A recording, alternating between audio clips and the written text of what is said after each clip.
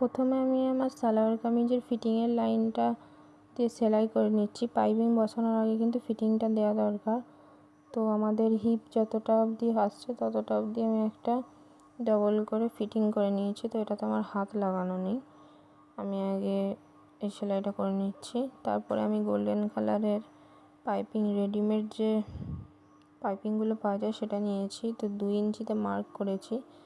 সালোয়ারটা কাটিং করার সময় কিন্তু আমি বেশি করেই নিয়েছিলাম। তো 2 ইঞ্চিতে মার্ক করে সেই দাগ অনুযায়ী কিন্তু সেটাতে আমি পাইপিংটা লাগাচ্ছি। এটা কিন্তু সোজা দিকেই লাগাচ্ছি, ঠিক আছে। তো অর্ধেকটা লাগানোর পরে তারপরে যেখানে এবার সামনের পার্টটা আসছে, তো সেখানটাতে কিভাবে করছি দেখে নাও। সুইটাকে একটু তুলে তারপরে আমরা বসিয়ে নেব। তো আলোটার জন্য একটু বোঝা যাচ্ছে না, আমি পরে চেষ্টা করব আবার অন্য কোনো সালোয়ারে এরকম যদি পাইপিং বসাই তো সেটার ভিডিও শেয়ার করার। তো এইভাবে এটা এতটা চওড়া করে কিন্তু করতে হবে যাতে এটা ইনভিজিবল হয়। তো এবার আমি যেখান থেকে এটা মানে এপার ওপার হচ্ছে তো সেখানটা একটা কাট লাগিয়ে নেব, নাহলে এটার ফিনিশিংটা ভালো আসবে না। তারপরে আমি কাপড়টাকে এভাবে ভাঁজ করে গুটিয়ে নিচ্ছি। এটার জন্য কি হবে, পাইপিংটার যে সেলাইটা ভেতর দিকে আছে সেটা আর দেখা যাবে না, শুধু সরু দড়ির মতো পাইপের মতোই কিন্তু হয়ে থাকবে।